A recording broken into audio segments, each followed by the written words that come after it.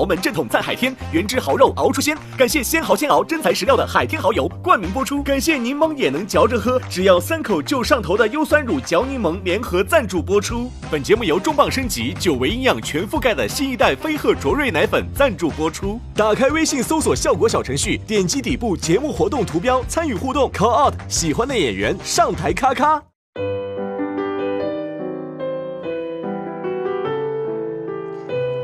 我是容祖儿，你以為我只會織棒嗎？其實我做乜都係咁迷人嘅。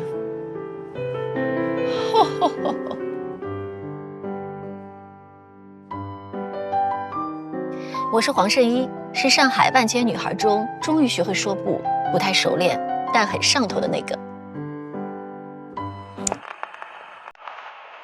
我是姚雪曼，今天我所有的话只说给你们的左耳听。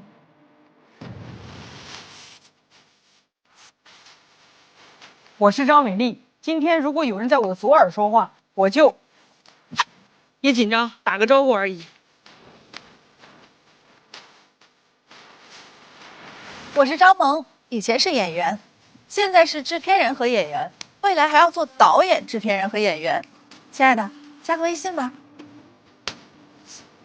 我是步惊云，我的专场《母老虎》正在火热巡演中。我是步惊云，我的专场《母老虎》正在火热巡演中，火热巡演中，母老虎正在火热巡演中，火热巡演中。我是袅袅，可以结束了吗 ？No， 节目才刚刚开始，各位加油，期待各位的精彩表现。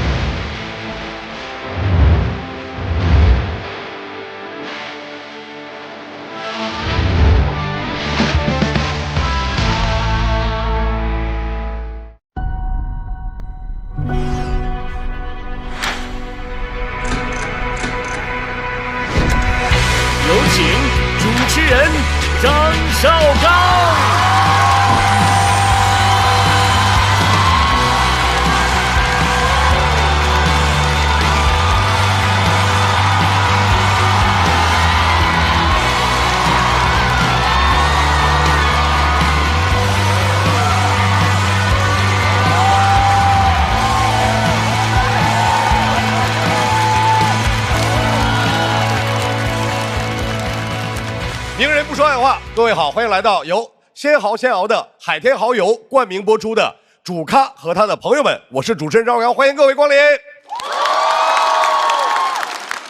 我们这期呢是个中女专场，主题叫那些花朴树没有请来，就蹭人家的名字。大家有没有发现，就是2000年左右啊，就娱乐圈开始用花旦或者是花来描述那些就是有人气的女艺人，是吧？并且把她们还按照出生的那个年龄来说，有的叫85花啊，有的叫90花啊吧，是吧？那我属于70草。以花来这么比喻就是开玩笑，我愿意当个绿叶，因为再好的花也得有绿叶，而且还有一片呢，是吧？姜子浩。小叶子，小叶子，小叶子，子浩在这肯定有他的原因，一会儿再说，他不值得我们浪费时间啊。今天的姐姐们呢是来自不同的领域，我们想通过她们的故事告诉大家，其实只要是有生命力，谁都可以像花一样的绽放，都可以有自己独特的精彩。我也可以吃花，就什么好笑，男人41枝花嘛，对吧？我这朵花已经开了13年了，对吧？老花也是个花啊。我们本期的花也开了很多的年头了啊，经历过盛开，见识过风雨。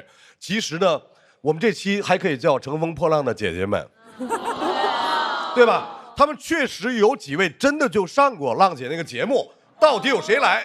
有请姐姐们上场。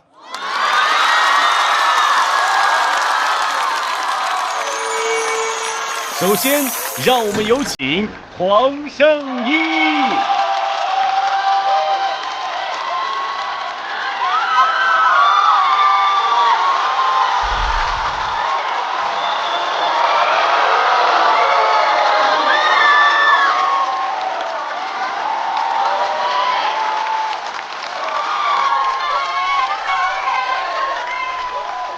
接下来，让我们有请张萌。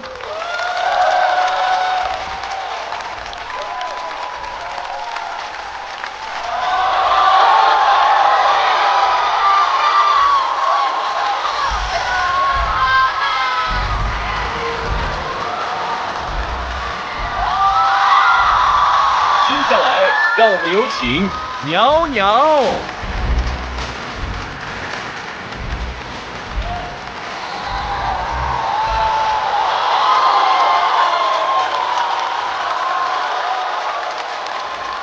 接下来，让我们有请步惊云。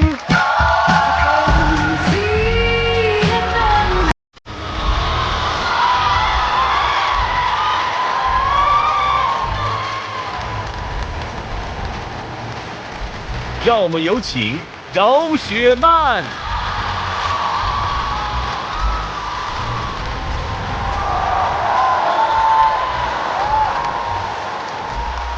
有请张伟丽。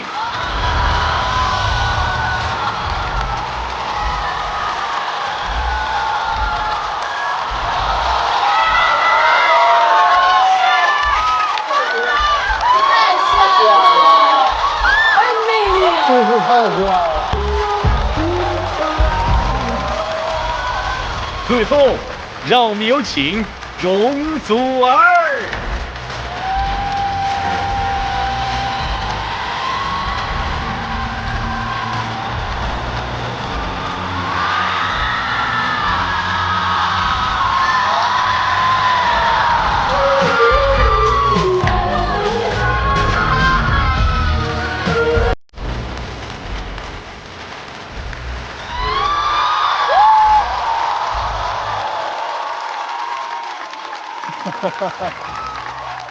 让我们再次欢迎所有的嘉宾，欢迎各位。姐姐们的出场方式是不是非常的惊艳？人生故事同样精彩。来，通过 VCR 回顾一下。本期主咖大花园，绝不跟你闹着玩。本场我们请来的5位女性嘉宾都扎根在自己的领域，以挺拔的姿态开出了坚韧的花。首先是向日葵容祖儿，她的花语是勇敢热烈，管你这那的，又要开得痛痛快快。在香港乐坛持续盛放了25年，但当初因为公司觉得她长相普通，差点连行都入不了。哎呀，也是没赶上好时候。要是放现在，随便搞个脱口秀、说唱乐队，她简直可以说是门面担当。好不容易入行后，她工作也非常拼命，几乎全年满勤，还留下了很多伤病。但正如老板们常说的，当你感觉痛时，说明你在成长。后来祖儿果然长出了翅膀，登上春晚，演唱传世名曲《挥着翅膀的女孩》，用多次蝉联最佳女歌手和82场红馆演唱会的记录，为自己铺就了一条坚实的天后之路。但这条路啊，有点太四通八达了，让她从红馆出发，一路唱到县城拼盘，甚至到了中学露天操场。以前挥动翅膀，现在扎根基层，这就是天后的格局。而且谁说歌手一定要有新歌啊？祖儿的老本太厚了，这挥着鸡翅膀的小小女孩在大雨落下后心淡，能吃一辈子。容祖儿一来到内地的节目，又开始挥她那个翅膀了。虽然没有新歌，但祖儿贡献了很多新的表情包，不愧是老一辈天后，小品功力炉火纯青，佳颖、阿令、雅维、依纯，看完在家气得直跺脚。接着是霸王花张伟丽，她的花语是坚韧英勇，小脏辫，人机库，我叫伟丽，你记住。来自河北矿区，靠着一双铁拳，一路打到亚洲首位世界综合格斗冠军，跟乔安娜留下了载入史册的对决。25年主动放弃草量级金腰带，生重至银量级，挑战8冠王蛇腹秦科，虽然不敌，谁又忍心责怪？可以说，张伟丽已经是全国拳头最硬的女性了，却碰上了嘴最硬的 bro 们，发表了传世名问：普通成年男性能不能打得过张伟丽？对此，伟丽姐表示：没有基础的人是很难的。没想到伟丽姐不仅武艺高，情商也高，没有直接说我可以把你们打死。但当她发视频吐槽自己找对象困难之后 ，bro 们又都稳了上来，张伟丽一度私信爆炸。还是给我发私信的，哎呦妈，什么不想努力了？怎么回事，兄弟们啊？一边求打，一边求偶，真是不知道怎么说你们。伟丽姐最近还出演电影，正好她不善言辞，我是一个很内向的人。电影里直接演失语女孩，一句台词没有，可能这就是人狠话不多吧。哪怕你是吴彦祖，也照打不误。我们打钱是要付费的。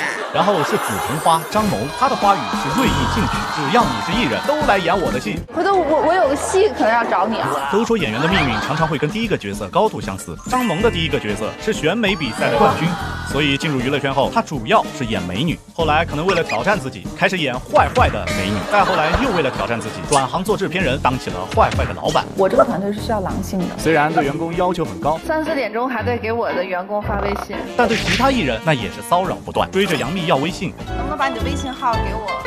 跟贾玲自称姐妹，但可能正是凭着豁得出去，她参与出品的爆剧《九重紫》也捧出不少新人。最重要的是，她作为延安的老板，非常支持延安来我们节目，甚至自己也来了。作为报答，从现在开始我不会再介绍她一句槽点。不过还有一个小小的诉求，张老板，你记不记得你家还有一个艺人，好像叫谭健次吧？他什么时候能？接着是他的好朋友蔷薇花黄圣依，他的花语是自由不屈，一切阻碍都给我退。出身高知家庭，但一直处于家人的掌控之中。我可能对你的要求要高一点。最大的叛逆行为就是进入娱乐圈，刚出道就饰演功夫里的哑女芳儿，遇到了人生角色。后来饰演七仙女，遇到了董永。再后来的事儿不提也罢。虽然除功夫外没留下什么代表作，但给观众留下了很多疑惑，比如在奥斯卡到底晕没晕，跟汤姆汉克斯到底合没合作，海娃到底死没死，在浪姐上到底哭没哭啊？哭了吗？你说呢？以及看博弈论到底有没有用啊？当然，现在看来还是有用的。他这不就博弈成功，结束了婚姻吗？带着孩子回到家乡上海，开启新生活。未来也期待姐姐能有更多突破。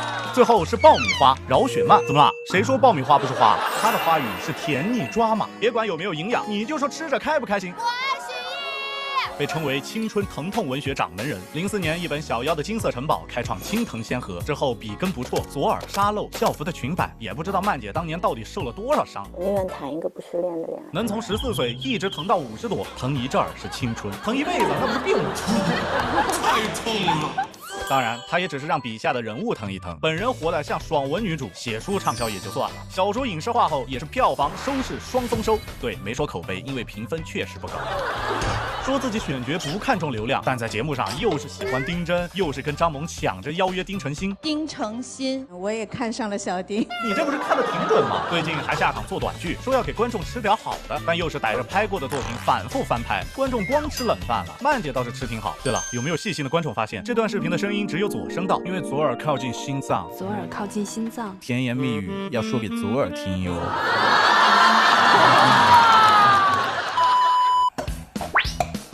哎呀，炒冷饭怎么了？我们节目都是炒冷饭炒来的，但我们节目有海天新年礼盒，好犀利噶，各种调味品有滋有味，哪怕是冷饭也能炒出花样。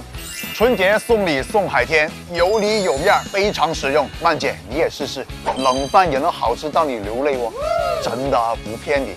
海天跟我是老乡来的。喂，好了没有？我要看节目了。来了。这些花儿虽已度过最初的盛开，但也结出了柔韧的铠甲。今天我们就给他们刮风，下雨。究竟他们之间会绽放出怎样的风采？尽在本期主咖和他的朋友们。哇，现在走还来得及吗？怎么样？姐姐们的人生很精彩，是吧？每个人都有不同的人生的样本，而且就一定会有不同的选择和答案，以及不同的槽点。既然说到槽点，我现在在VCR 的基础上，我再给大家多介绍一些啊，一个一个来。我们先说本场大姐吧，饶雪漫，青春疼痛文学的掌门人，很多中女的青春记忆，影响过很多人。今天真的我要跟大家戳破一下这个青春疼痛文学的迷思。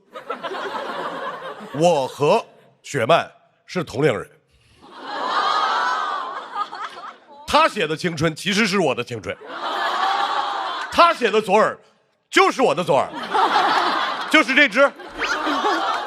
我这么说完了之后，你们是不是也觉得这个疼痛文学也没那么疼吧？张萌，演员，影视公司老板，事业非常成功，年龄没写在脸上，野心写在脸上。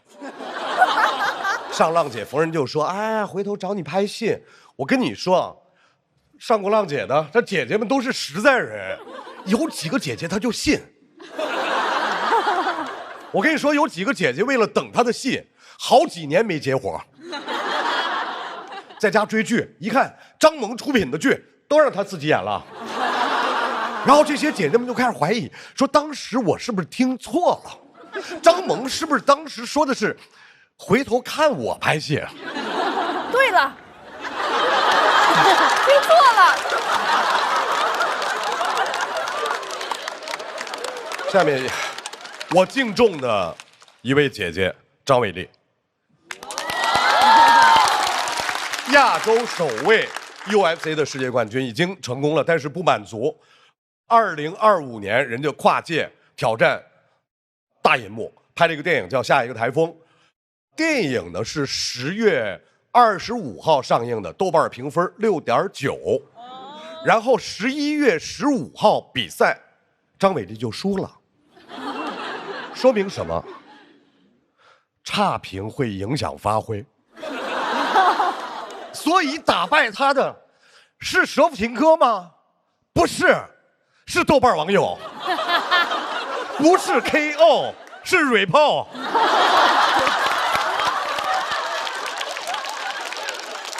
黄圣依，知名演员，大家也熟悉，最出圈的角色是那谁的夫人，都知道啊，都知道。现在不是了，现在不是了，杀青了。杀青之后状态焕然一新，都去跑马拉松了。而且还学潜水证，最近还从北京搬到了他老家上海，终于回到了幸福的地方。这个好，这个好。还有一位我爱的姐姐容祖儿，是不是乐坛天后？是。是不是很久没出专辑？是。但是我告诉你，人家祖儿毫无危机感。因为早就被誉为香港乐坛最后一位天后，这句话容祖儿她听进去了，关键是新人们也听进去了，新人们都不努力了，新人们你们还是要努力，就是那种话都是媒体说的，这事儿没定死，新人们只要你们努力，祖儿可能是香港乐坛倒数第2位天后。新人们加油啊！下面还有大家熟悉的袅袅步惊云。袅袅那么优秀的编剧，大家在脱口秀节目里面老能够看到袅袅的身影，但是袅袅是第一次来这样的节目。大家都知道袅袅是一个超级哀的人，非常内向，是吧？我很期待温柔的袅袅会带来怎样的吐槽？步惊云第2次了，大家熟悉步惊云。最近步惊云在巡演，他的专场的名字叫母老虎，这名字一听就很凶。但是我们知道，步姐是又有温柔的一面，又有凶的一面。至于今天他会对谁凶，咱等着看吧。下面一个很突兀的存在，姜子浩。姜子浩为什么在这儿？因为是祖儿点名让他来的。不用啊，不用啊，不用啊。祖儿点了谢霆锋，点了陈伟霆，对，就这些会说粤语都点了，我们请不来。最后祖儿是逼不得已说，那去年在那个节目里面蹭我的那个广东仔，他总能请来吧？开玩笑，请这个广东仔还能用请这个字吗？自费，突突来，小绿叶啊！我昨天就在这儿。我们这期大家知道，我们节目里面有一位品牌挚友老师范志毅老师，是吧？今天有事儿来不了，所以这样，这期的品牌挚友这个光荣的称号暂时给你，好不好？姜子浩，好，你今天叫祖儿挚友。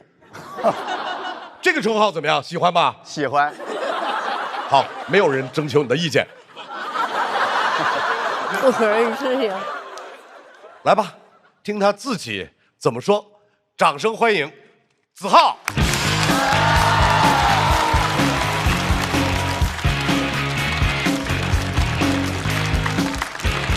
放心啊。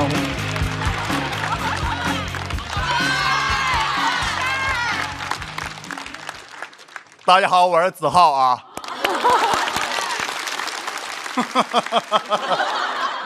稍安勿躁啊，我给大家解释一下，公司今年要捧我了。疯了，8年了，你们知道我这8年怎么过的吗？不，你们是不知道啊。公司里面我那些编剧好兄弟们眼红的不行了，都跟我说什么子浩，听到你上主咖的消息，哥几个打心底里难受。我说这才老大哪，再告诉兄弟们一个坏消息啊！哎，但是有那个保密协议不能说啊。反正记得看春晚啊！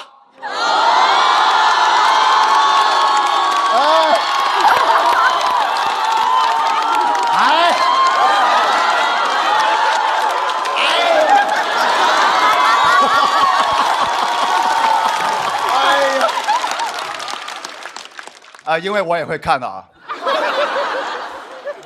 但不骗大家，不骗大家，公司真的要捧我了，不然怎么解释今天这一切啊？喂，你们看看容祖儿，他跟其他嘉宾都不搭嘎的，为什么让他来着？因为我喜欢嘛。哎呀，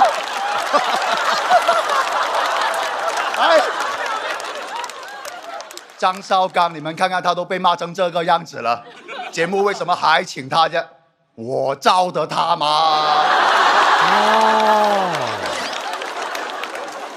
本来这一场啊，我还建议说要请一些天王级别的人，才能配得上祖儿的嘛，比如说刘德华。没想到啊，公司还拒绝了，说为什么要请刘德华？难道我们就不能培养自己的刘德华吗？你要点脸，我你，伟力打他，打他，受不了了，打他！疯了！哎，朋友们啊，做好心理准备啊，以后啊，可能就是我来恭喜大家发财的了。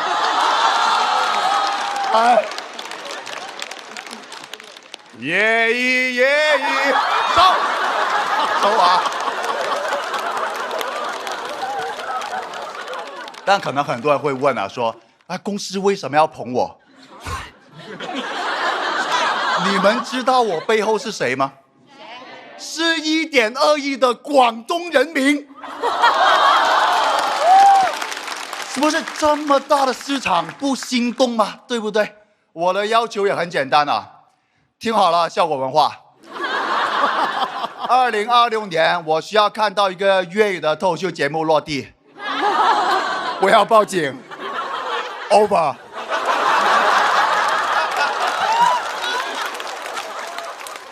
开玩笑的，因为大家都知道我是容祖儿的铁杆粉丝嘛。我今天其实就是为了她来的。然后节目组不是给我安了个 title 嘛，说我是什么祖儿之友。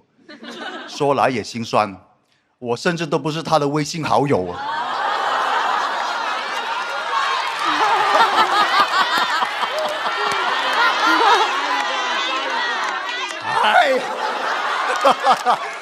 哎呀，丑死怪真的。但说真的，节目组因为知道我喜欢容祖儿嘛，还专门嘱咐我说：“喂，子浩你上台不要只说祖儿啊，大家都要照顾到的。”行，没问题了啊。黄圣依老师，我答应你，咱们今天不提他，不提了。怎么样，圣依老师有被照顾到吗？张伟丽，世界冠军。超大力的啊，完全不需要我照顾的。前段时间看伟丽姐发了个照片她用那个手臂狠狠地锁住了吴彦祖。这样别的我也不好奇我就想知道吴彦祖这个家伙在情急之下喊的是不是粤语？他对粤语还有没有感情了？结果伟丽姐跟我说，他喊的是 help。Daniel, what the help？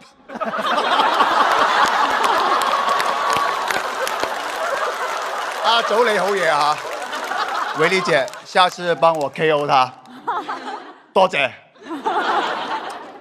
为什么要提到吴彦祖呢？因为吴彦祖有个女儿。那么说到祖儿呢？说真的，我见到祖儿之前呢，我就没有见过这么卑微的天后了。你们知道我们刚见面的时候，她喊我叫什么吗？她喊我子浩老师啊。不是容祖儿，你这个人真是没大没小的。子浩老师是你喊的吗？以后叫我喂不就行了吗？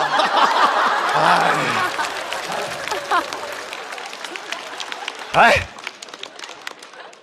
都照顾啊，都照顾到啊。说说张萌姐啊，听说张萌老师啊曾经在那个微博上艾特别人啊，要那个联系方式，这不纯纯道德绑架的吗？人家回你也不是，不回你也不是的，这个跟我在微博上艾特容祖儿有什么区别呢？跟我学的，标兵哦，这样让人家很难做的嘛。但如果体面的人会怎么做呢？那他不得跟我合影，加我微信，然后在一起吃饭啊，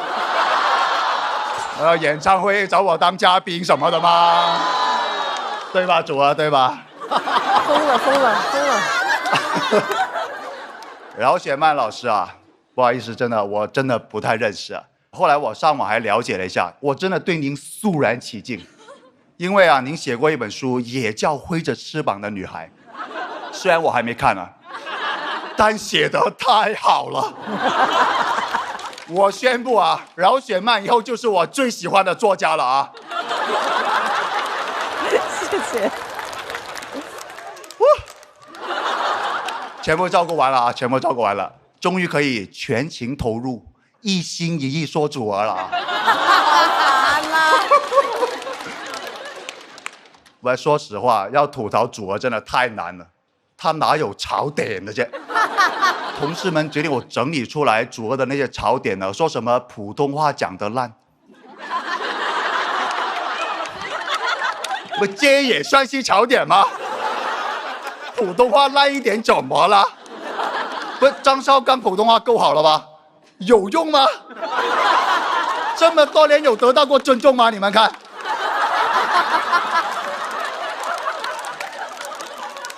而且啊，祖儿这2年呢，去了很多一些小的城市演拼盘嘛，大家都说的，哎呀，天后下乡啦什么的。网传啊说祖儿啊，因为是公司欠债啊，所以他才拼命的演这个拼盘演唱会，替公司还钱嘛。这个我熟啊。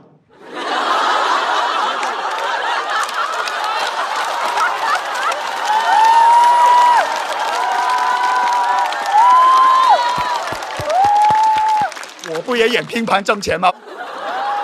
没有拼盘我都来不了这里啊，祖儿也不会来这里。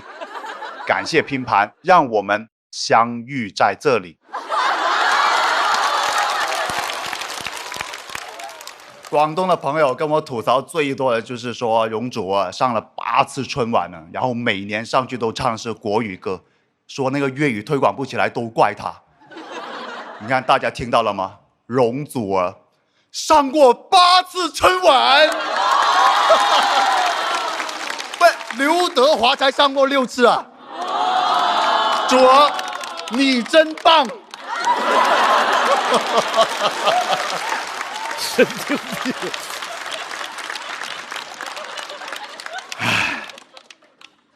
而且大家都说啊，说容祖儿是个工作狂啊，不，这个我确实得说你2句，真的。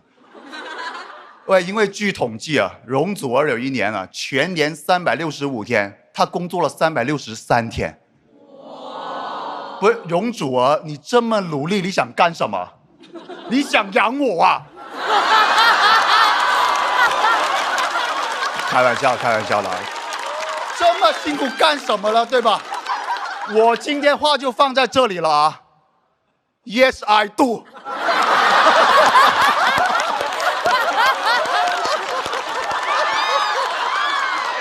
来。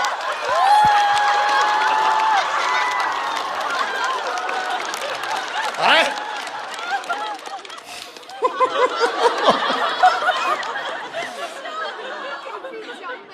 不好意思啊，不好意思，今天大家看我这个样子呢，确实有点失态了，有点失态。我真的希望其他的姐姐们呢，也多多包涵，不要见谅，因为我真的，啊，要见谅。也希望姐妹们多多包涵，因为我真的从小就喜欢容祖儿了，她的歌陪我度过了很多艰难的夜晚。他的坚韧，他对舞台那种热爱，一直激励着我，让我这些年无论遇到多少的挫折，我都没有想过要放弃。真的，我觉得追星最高的境界就是能跟自己的偶像同台，然后听他当面吐槽我的。不过大家可能也会好奇说祖儿等一下上来会怎么吐槽我的？放心啊，祖儿的稿子呢是我写的。谢谢大家，我子浩，谢谢。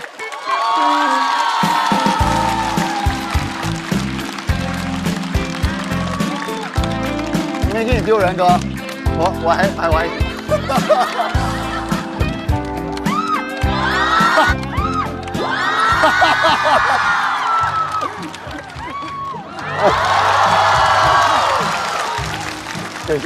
谢。离谱，好了，太好了。我一般情况下吧，一个演员表演完了之后，我会说用好笑或者是不好笑来评价。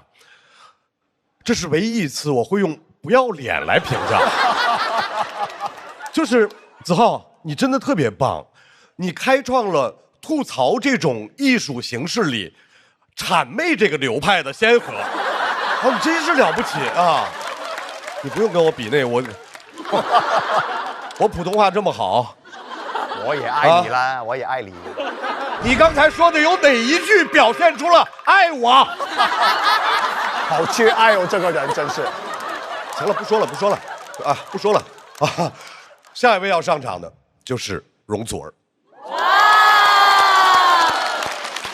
容祖儿的普通话不叫烂，就是烫嘴。她是不是很自然？是不是很可爱？是不是自带笑点？是。掌声有请认真说普通话的容祖儿。还有翻译宝剑。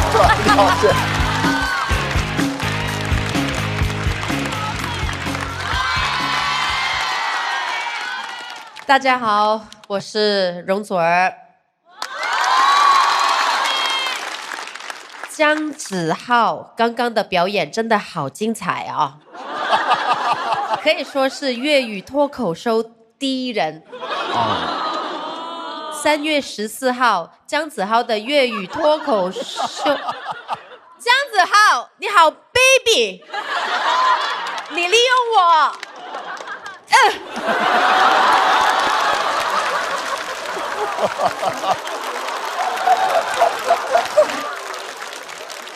姜子浩，你刚刚的表演呢？怎么说呢？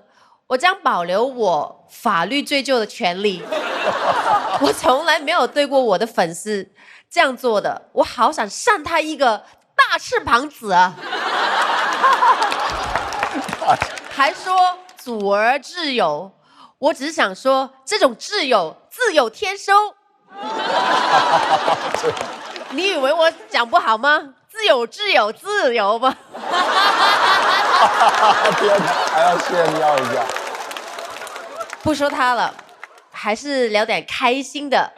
张萌姐姐啊，其实呢，我还蛮想在你的戏里唱主题曲的。你一定要找我啊，因为我会唱得很好的。烂片出神曲吗？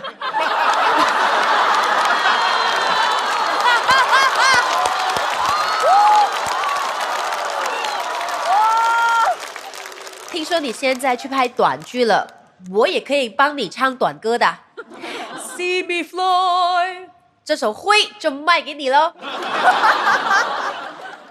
伟丽，大家都说你是挥着拳头的女孩，只有我一个人知道你是个容易受伤的女人。有一次我刷到你比赛的照片，鼻青脸肿的，感觉被打到阿妈都不认得了。我真的心疼你啊！但是后来我发现，原来是乔安娜来的，但也不能怪我，因为乔安娜妈妈也没认得出来她。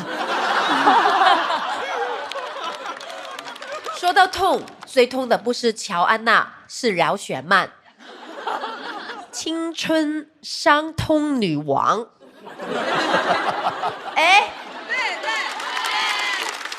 我青春的时候就没有看过这种伤痛文学，我看的都是香港的热血电影，那个是真痛了要是你来写就好了，那样铜锣湾呢就不是打打杀杀了，是卿卿我我，什么大脑啊，什么手脑啊，都是恋爱脑。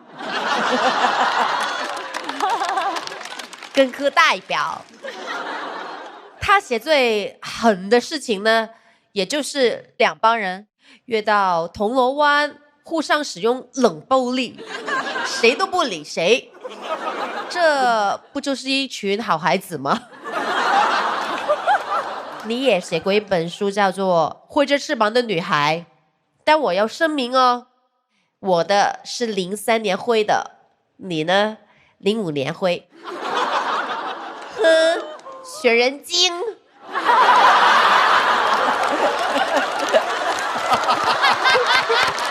选人精。不过我的翅膀都挥了20年了，你这挥了一下，你这个质量不行哦。听说你也在拍短剧了，做勇敢的女孩。这首翅膀我也卖给你吧。好开心啊，一个晚上卖了2首歌。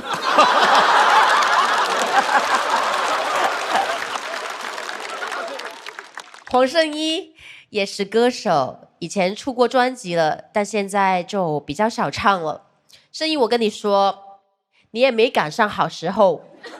你要是现在还继续唱歌，就能跟我一起去大城市演拼盘了。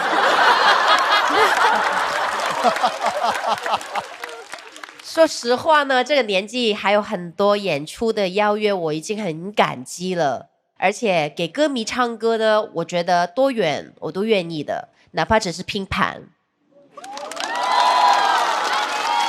你们这辈子有没有为谁拼过盘？我有。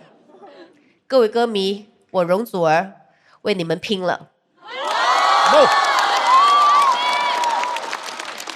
我是真的很爱工作的，听说这里有个脱口秀拼盘呢，我就连夜复习了几遍波波莫佛的特呢呢机器死就来了。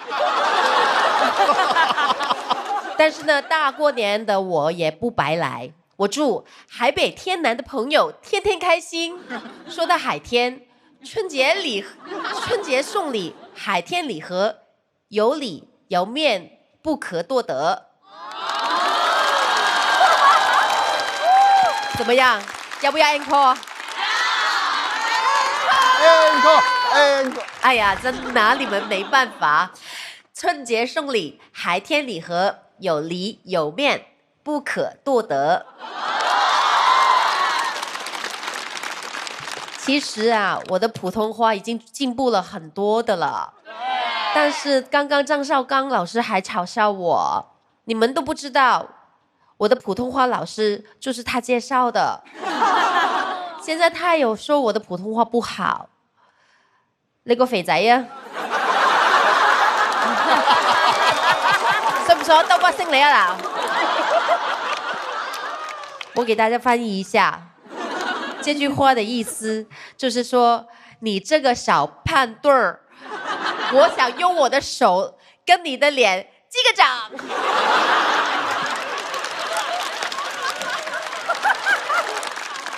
刚北漂的时候，我的普通话确实闹了不少的笑话。有一次在北京，香港的同事开车送我回家，到了社区门口登机，我本来想跟保安大叔说，我们进去下个人就走了，结果说得很像，我们进去杀个人就出来了。保安大叔也很敬业，他说你杀几个人都得登记啊，但一定出不来哦。我入行快27年了，从少女到中女，我还是不断的学习普通话，找声乐老师学习唱歌。我这个年纪就是学习的好年纪，因为无论想学什么，我的学费都交得起，学费都是自己的。这些年我确实蛮努力的，我出过38张专辑，600多首单曲，200多场个人演唱会。但观众总说我只有1手翅膀，那我就很委屈，明明我还有大鱼。我们这一行话无百日红，除了努力别无选择。最后我再宣布一个好消息，2026年我将会开启我个人巡回演唱会。歌迷们，你们只需向我迈出一步，祖儿就会向你走99步。你们不用担心我累，我有翅膀。谢谢大家，我是容祖儿。不管他，不管他，不管他。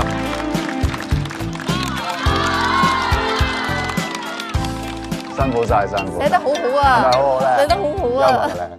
姜子浩啊，过来，把这点脏东西拿走。什么破玩意儿这是？非常恭喜祖儿要开演唱会了啊！大家又可以听到挥着翅膀的女孩了。开演唱会的时候，祖儿一定要通知姜子浩啊，让他自己去抢票。好，下一个要上场的张萌这个女霸总是吧？她的特点是什么？就是动不动就发表不当言论嘛，然后就公开道歉，里面的那个内容有作为老板的迷惑发言，然后有的时候看剧追上头了 diss 角色，你说，但是每次道歉都说。我是真心的，真心换真心，所以你的不当言论也是真心的。啊，不是，脑子不好使。哎，各位，我的这个逻辑推论没问题吧？是不是？张萌一会儿再说错什么话，各位不要放在心上，他会道歉的。有请一直真心的张萌。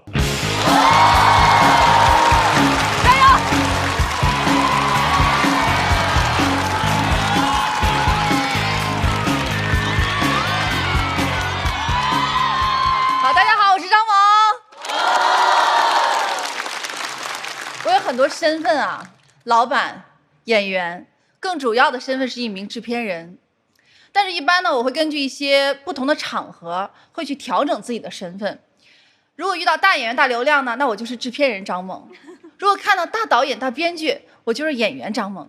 今天我是张萌。我怎么觉得这话说出来之后，我又要道歉了呢？今天我来这个节目呀。有一些话应该也要道歉，但是我暂时还不知道是哪几句，我先倒着。对不起，我错了，我不是这个意思，我以后不这么说了，我改，到时候大家挑着原谅吧。网友之前说我是说话道歉，没想到吧，我现在改了，我是道歉说话。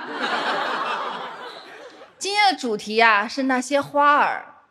我演过9重紫，那我肯定是紫藤花啊。紫藤花的花语就是一名优秀的制片人。紫藤花的特点是生命力强，四散生长，最重要的就是擅长攀援。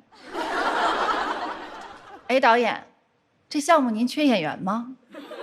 哎，大秘密，咱俩加个微信吧。哎，导演，你有杨幂的微信吗？哦，没有啊，没关系，要不咱俩加一个。除了加微信啊，我还特别喜欢约别人演戏。在过去的5年里啊，我一共欠了别人100多个角色。我现在就跟个没戏用的人似的，我都没法坐飞机，我就害怕在飞机上碰到演员问我，萌姐，你欠我的角色到底什么时候还我呀？我只能逢人就说，下个月一定给，你再宽限我几天，我现在一下子真拿不出那么多，要不你靠自己吧。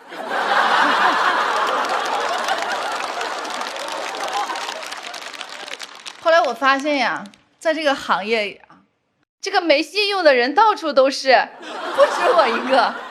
比如饶雪漫，说要约我们家延安，档期都给你留着了，你倒是约呀！你要再这样的话，我可要约你们家演员了。哦，还好你们家没演员，要不然咱俩这样约约相报何时了呀？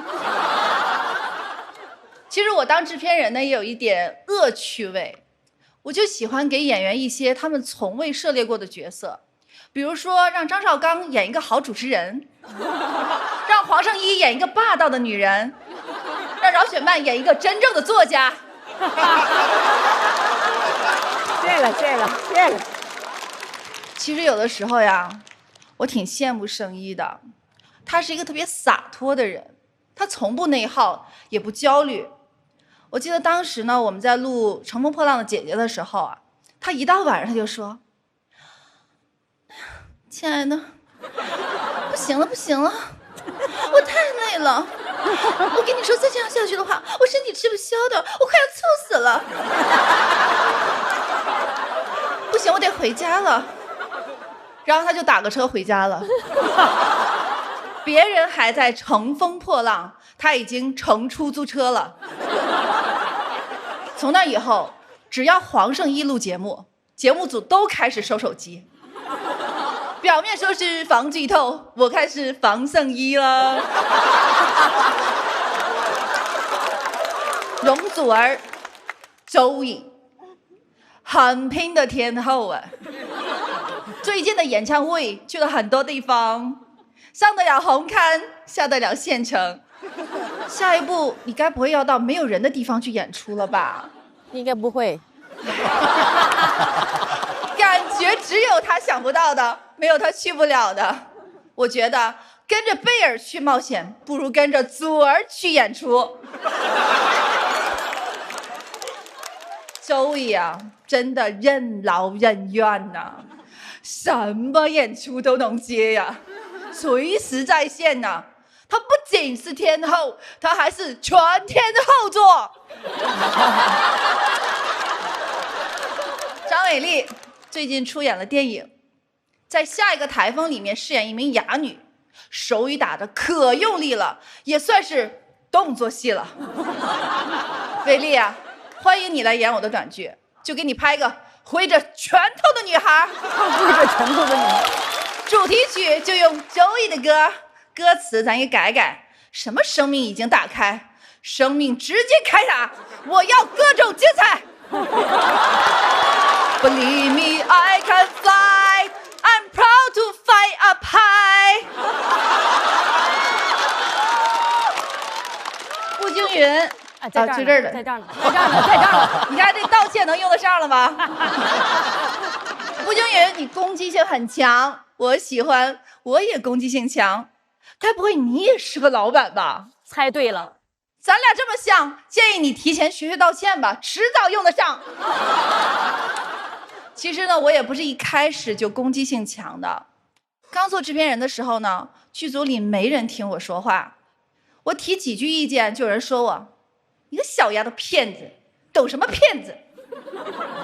甚至有人呢会直接退群，不加微信就真联系不上了。所以我加微信的功夫啊，就是那时候练出来的。但到了现在这个年纪啊，我已经不害怕有人离开了。有一次拍戏跟导演有分歧，吵了起来，他居然说了跟在酒桌上打圈一样的话。他说：“咱俩今天必须走一个。”我说：“要走你走，反正我不走。”他说：“凭什么？”我说：“因为这是我的桌，我定的桌。”谢谢大家，我是张萌。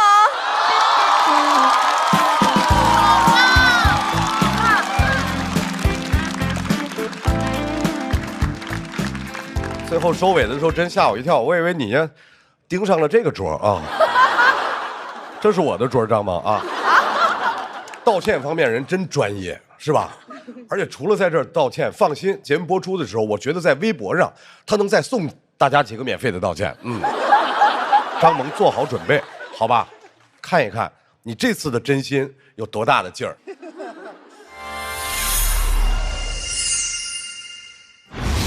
老板，春节送礼项目全面受阻，送零食礼包，最后送回到自己；送保健品，一口没吃到过期，预算燃烧了，感情还没到位。停，是时候拿出秘密武器了！海天礼包，送贵宾大师联名彰显品味，送朋友潮流时尚有滋有味，送长辈健康美味心意到位。春节送礼送海天，有底有面有年味。下一位要上场的，掌声欢迎风风火火的步惊云。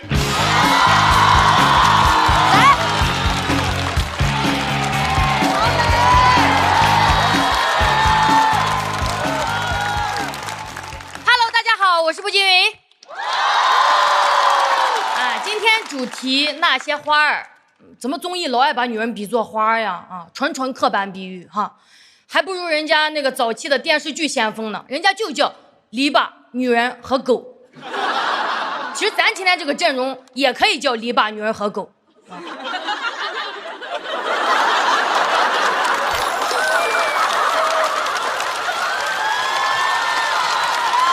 我是篱笆，他是狗。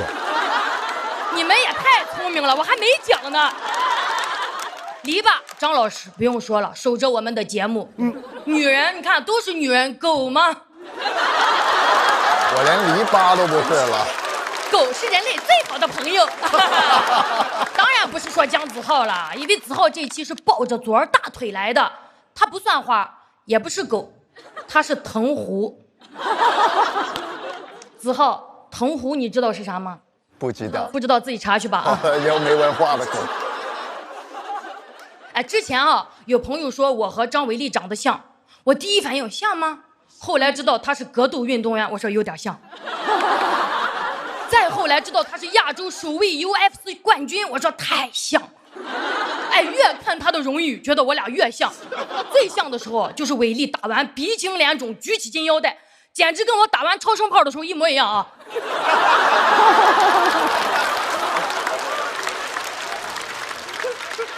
但我最多也就是表面像啊。伟丽的工作我真干不了一点，她每天往死里练，上了台可能还要被打，打完回家上个网还得被骂，伤没养好又开始准备下一顿打。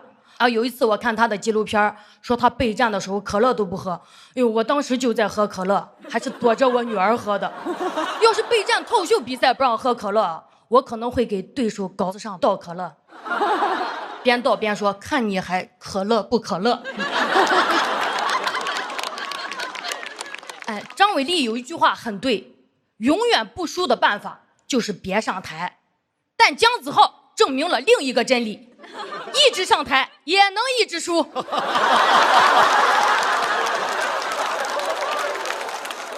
张伟丽还带动了很多女孩去练力量，太好了。你说我青春期要是有她就好了，可惜我青春期只有饶雪漫。饶雪漫，你害得我好苦啊！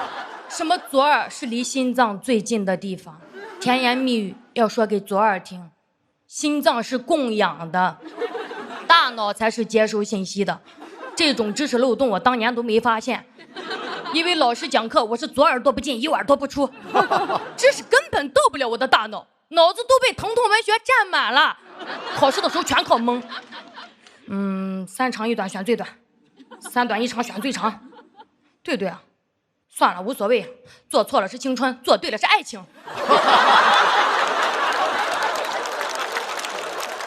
饶雪漫的书中总结起来就是：男生得打架，女生得受伤，考前咬牙，最后上清华。你放过我吧，我以为只要我的青春够痛，就能上名校，结果还要上分数线，我白疼了。哎，我那个时候上课天天在桌子底下偷看饶雪漫的书呢，边看边哭。饶雪漫，你让我哭。饶雪漫，你让我哭，饶雪漫，你让我哭，嘟嘟爸爸 sorry 串台了哈。疼痛文学就这样，看多了你神经兮兮的哈。如果时光能倒流，我一定带张伟丽穿越回去，让他梆梆给我2拳，边打边说：左耳听老师讲，右耳也听老师讲。伟丽，你要是因为咱俩太像下不去手，你就去打饶雪漫。反正你要么打我，要么打饶雪漫，最好打饶雪漫啊！我怕痛，但他擅长疼痛啊。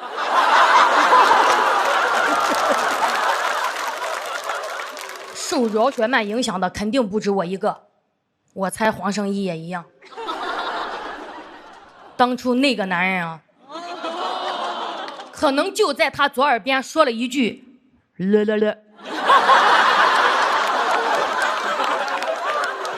没听清说啥都沦陷了，还在那美呢。哎呀，甜言蜜语说给左耳听了。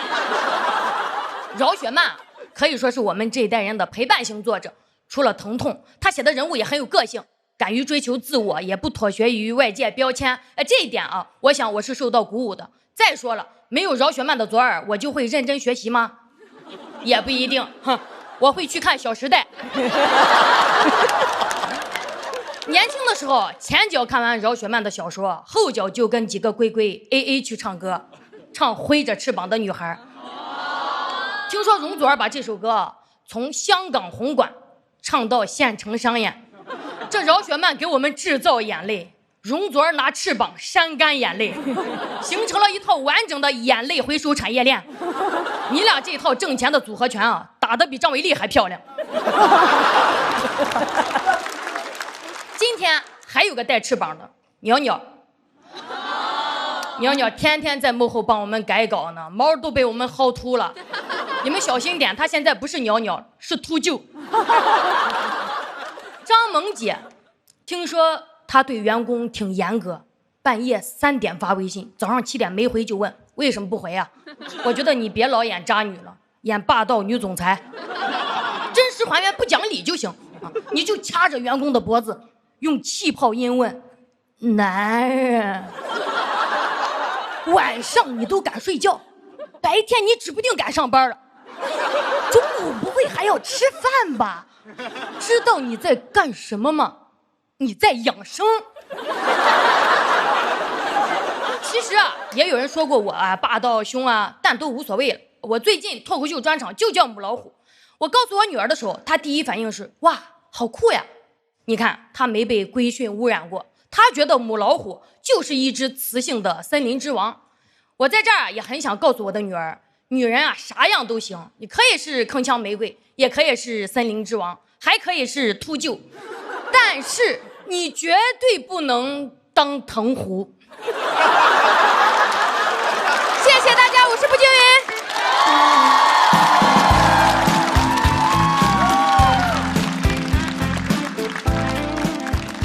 姜子豪看到了吗？很多人因为你蹭着祖儿来上节目是不满意的，心里面是有火的啊。这期的姐姐们人生经历都好全面，我得多吸收吸收，给我的素材库升级升级。你刚是不是说了全面和升级？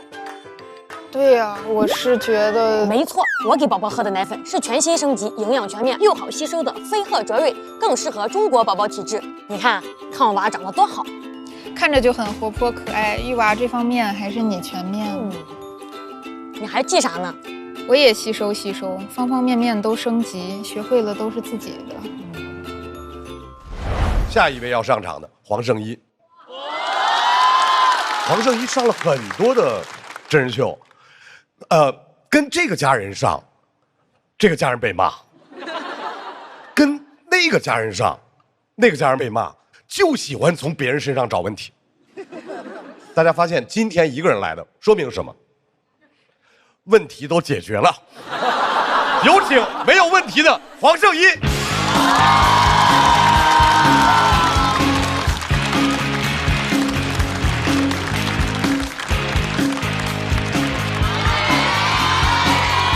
谢谢，大家好，我是黄圣依。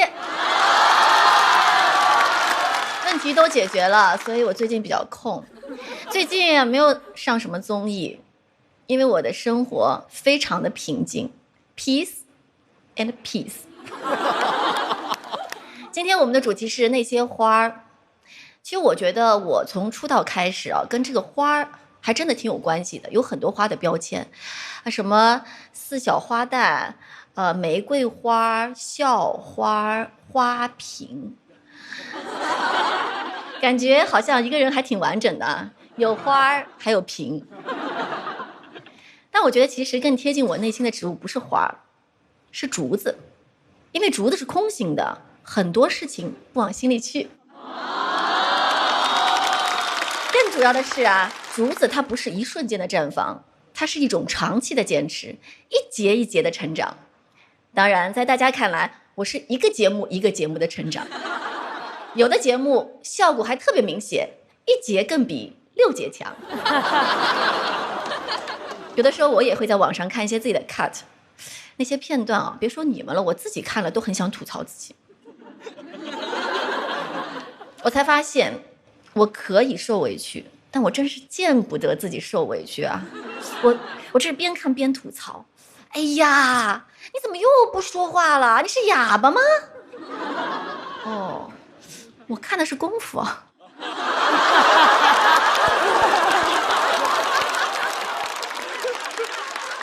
赶紧把视频关了啊！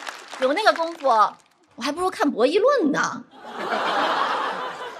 我现在决定了，我以后要演律师、演医生、演心理学家，就是那种话很多的角色。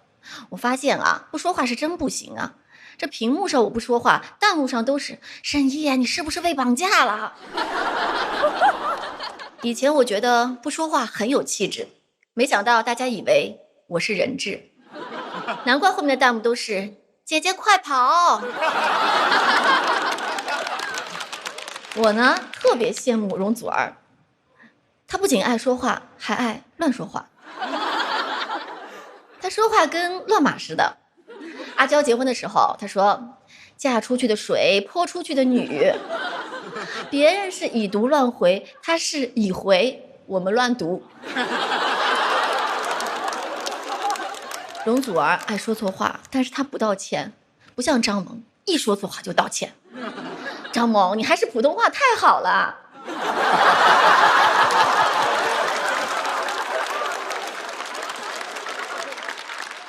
我俩关系特别好啊，但是他也真的是特别忙，经常约都约不到。我记得有一次我们去按摩，1个小时的时间，他接了5、6个电话，一会儿是处理演员的工作，一会儿是处理制片人的工作，一会儿还要处理孩子的问题。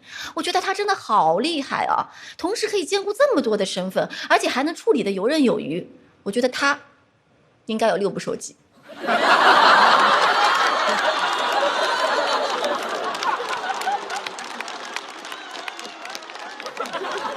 张萌特别爱交朋友，他说他戏多哦，他确实戏是多。他还喜欢到处邀演员，我听说啊，他特别喜欢边邀边砍价，跟别人谈戏那真的是侃侃而谈。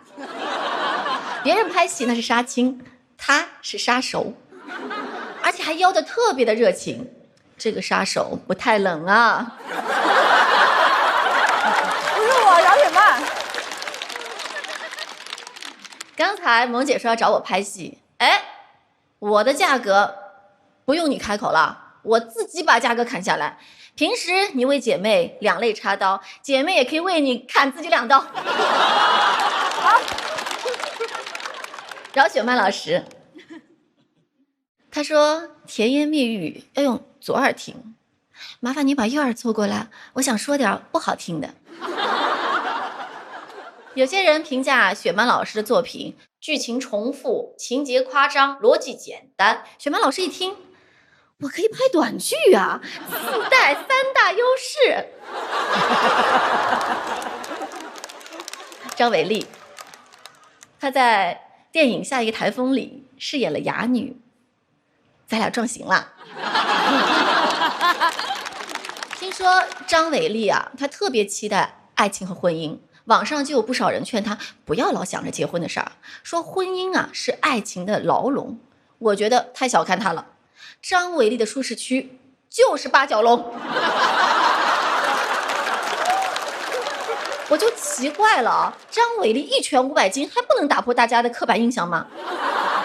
张伟丽的技术是非常的全面，他每天都练拳击，累了呢就会练柔术、空手道、摔跤，休息的时间还会跑去练跑步。我真的特别佩服这样的运动员身上的这种精神啊！明明已经拿了很多冠军了，但每天还在突破自己，持续升级，就像新一代的飞鹤卓瑞。重磅升级，久违云养，全覆盖够全面，妈妈才够有底气。我很喜欢一句话：未出土时先有节，到凌云处人须新。大家的建议我都会虚心接受。花瓶易碎，竹子会裂，但竹子裂了，砍掉裂的那一节，节后就是重生。顺便预告一下，我和饶雪漫老师合作的短剧节后上映。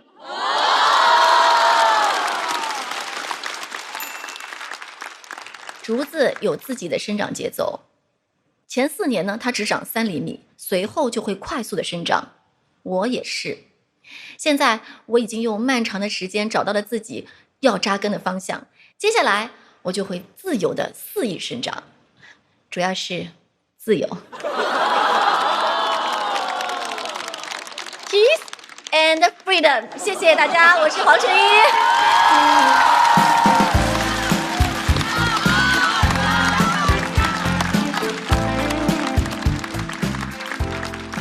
感谢黄圣依的表演。刚才他是不是预告了一下他和饶雪漫的那个合作那个短剧要上了？那我也给铺垫铺垫。饶雪漫她的影视作品仅有1部豆瓣评分超过6.0，现在转行拍短剧啊，用电影的手法来制作，说想让观众吃点好的。还凹这话你们就凹吗？谁听了能信？好比一个饭店，现炒的顾客都说难吃，他们要整改，他们的招是啊，保留原来的厨师团队，改做预制菜，认为这样顾客就会觉得好吃。但是我们要特意说一下，刚才所有的发言不代表短剧和预制菜，短剧和预制菜都是不错的。掌声欢迎文学厨师饶雪漫。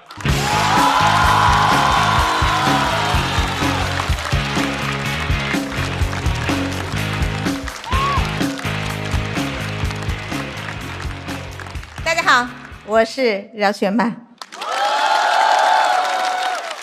从14岁写作到今天，我收获了不少稀奇古怪的外号：文字女巫、文坛后妈、壮壮妈。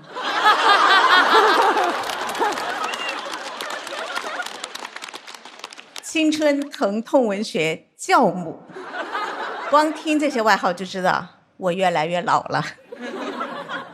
别再跟我说什么青春期了，我都更年期了，也不要再催我更文了，忙着更年呢。听说步惊云和袅袅在一档播客里说，小时候是因为看了我的书，所以脑子给看坏了。确实很明显。我影响力有这么大吗？但是我真的很困惑，你们2个都是看我的书，怎么一个性格这么内向，一个性格这么外向？你们2个是不是有一个没看懂啊？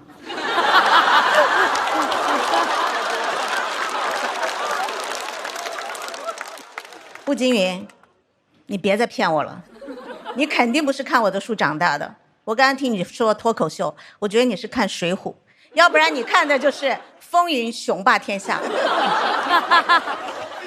还说因为看了我的书就没有考上好的大学，那怎么人家袅袅就考上北大了？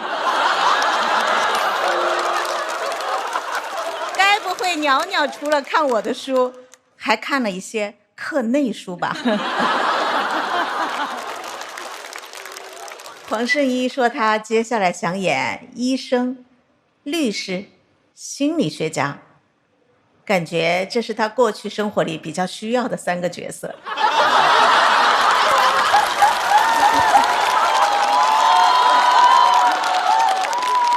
挺好的，真的，人都是会变的嘛。他说他现在自己很有主见，我也感觉他真的很有主见。他说自己像竹子，一节一节的成长。我觉得非常的贴切，因为在我们观众看来，也是一个节节一个节节的在成长。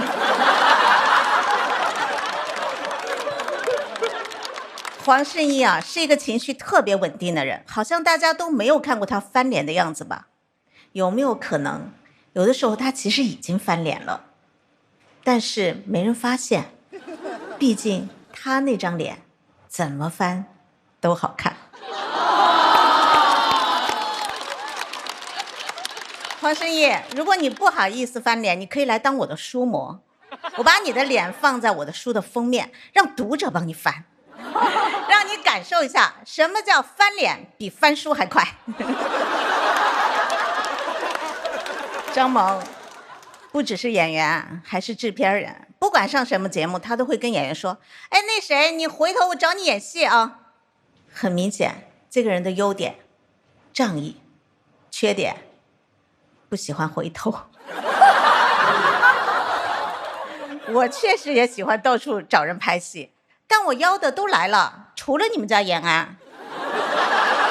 都怪你，每次我去邀请的时候，他们都说没有档期。你看，你把人家捧红了，把人家档期也给捧没了。但是我就觉得，你不是老板吗？怎么这事儿你都不知道啊？是不是因为延安太红了，工作都不愿意跟你汇报了？张文公司还挺尊重编剧的，他们有一句 slogan 叫做“与编剧谈一场天长地久的恋爱”，感觉他们对编剧充满了真心。怎么，是不想给钱吗？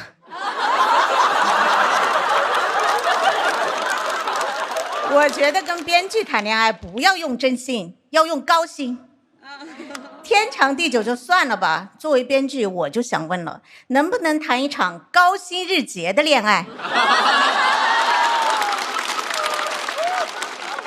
容祖儿这么多年一直没什么变化，一直都是那个懵懂的女孩。祖儿啊，20多年了，咱普通话也可以懂一点了。普通话要好，也要经常练口部操。来，跟我一起念：优酸乳嚼柠檬，可以嚼的柠檬，嚼1口酸爽，嚼2口有料，嚼3口上头。别当主咖，当主嚼。爱嚼的女孩运气都不会太差。祖儿，现在敢嚼怎么样？我有一本书跟祖儿的歌同名，也叫《挥着翅膀的女孩》，很羡慕你啊，因为你这首歌呢，孩子们可以在父母面前光明正大的听，但是我的书，孩子们只能躲起来偷偷的看。我这个应该属于隐形的翅膀，还好，隐形的翅膀也挺火的。张伟丽，以前我觉得没有人比我书里的主角更惨了，不是罕见病，就是罕见的车祸。直到我看到了张伟丽，每次看他打比赛，我都觉得这也太狠了。我的书只是毁3观，他是毁5观了。如果他的对手比赛之前不巧看了我的书，那就是毁完3观再毁5观，全毁了。今天的主题是那些花儿，我不希望我们是花儿，花期太短了，我们都要努力活得久一点。我希望我们是树，盘根错节的参天大树。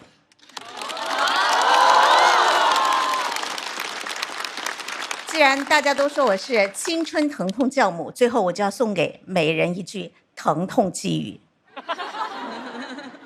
张萌，他们只看到了你脸上的野心，却没有看到你从不向上的掌心。黄圣依，别人可以以为你是柔弱的小白花，但还好你自己没忘记，你是踏云而来的七仙女。张伟烈，你不是不怕疼，而是你知道有些疼躲开了就是一辈子。哎，别以为姐只会这种风格啊！张伟烈，我希望你看我的书看哭一次，假哭也行，这样热搜就会是让张伟丽痛哭的女人居然是她。容祖儿，恭喜发财。反正说多了你也听不懂。步惊云、袅袅、姜子浩，拜拜。谢谢大家，我是左耳其实听得见的饶雪漫。